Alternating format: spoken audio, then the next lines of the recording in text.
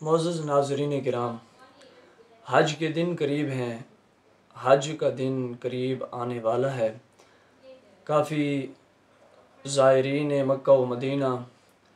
جو حج کے لیے تشریف لے جانے والے مسافرین ہیں وہ جا رہے ہیں حج کے لیے۔ پہلے تو دعا فرمائیں کہ اللہ تبارک و تعالیٰ سب کو خیر و عافیت کے ساتھ مکہ مدینہ کی زیارت بادب حاضری نصیب فرمائے، اور جو بھی جتنے بھی حجاج کرام تشریف لے کے جا رہے ہیں سب کی حاضری اللہ تبارک و تعالیٰ اپنی بارگاہ میں قبول و منظور فرمائے۔ حج کے متعلق دو روایتیں، دو حدیثیں آپ لوگوں کے سامنے عرض کرنے لگا ہوں۔ حضور نبی رحمت صلی اللہ علیہ وسلم کا فرمان ہے کہ جس شخص نے حج کے لیے 1 درہم خرچ کیا، یعنی کہ 1 روپیہ پاکستان لحاظ سے ہم کہہ لیں خرچ کیا، تو اللہ تبارک و تعالیٰ اسے 700 درہم یعنی 700 روپے کا ثواب عطا فرماتا ہے۔ دوسری روایت آقا کریم علیہ الصلوۃ والسلام نے ارشاد فرمایا کہ جو شخص حج کے لیے 1 روپیہ خرچ کرتا ہے اللہ تبارک و تعالیٰ اسے 10 لاکھ روپے کا ثواب عطا فرماتا ہے۔ یہ دو روایتیں آپ لوگوں کے سامنے میں نے عرض کی۔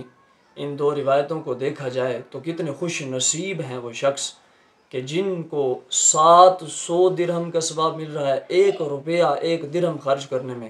یا اس سے بڑھ کر 10 لاکھ درہم کا ثواب میرا رب عطا فرما رہا ہے۔ کتنے خوش نصیب ہیں لوگ۔ پھر مکہ شریف کی حاضری، مدینہ شریف کی حاضری، وہاں صفا مروہ پر سعی کرنا، دوڑنا، اور بھی بہت سارے میدان عرفات میں جمع ہونا۔ رب العالمین کا بھی یہ ارشاد ہے کہ جو شخص جتنے بھی اس کے اوپر گناہ ہوں، جتنے بھی اس کے اوپر ذمہ داریاں ہوں، وہ ساری کی ساری ذمہ داریاں پوری کر کے جائے، اور اس کے بعد پھر وہ خالص نیت کے ساتھ جو ہے میری بارگاہ میں حاضر ہو۔ پھر جب میدان عرفات میں سارے حجاج کرام جمع ہوتے ہیں تو اس دن اللہ تبارک و تعالی سب حاجیوں کے گناہ معاف فرما دیتا ہے، صغیرہ گناہ بھی معاف فرما دیتا ہے، کبیرہ گناہ بھی معاف فرما دیتا ہے۔ حضور فرماتے ہیں کہ جو شخص حج کر کے واپس لوٹتا ہے تو وہ اس حال میں لوٹتا ہے، اس کی کیفیت اور حالت یہ ہوتی ہے کہ اللہ تبارک و تعالی اسے گناہوں سے اس طرح پاک فرما دیتا ہے کہ جس طرح آج ہی وہ ماں کے پیٹ سے پیدا ہوا ہے، ماں کے پیٹ سے نکلا ہے،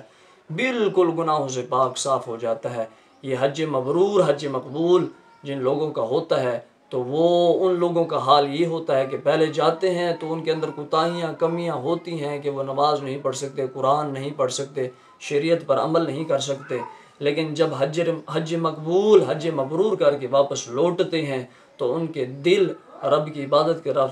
لگ جاتے ہیں، جھک جاتے ہیں، ان کے مزاج میں نرمی آ جاتی ہے، ان کے اخلاقیات میں جو ہے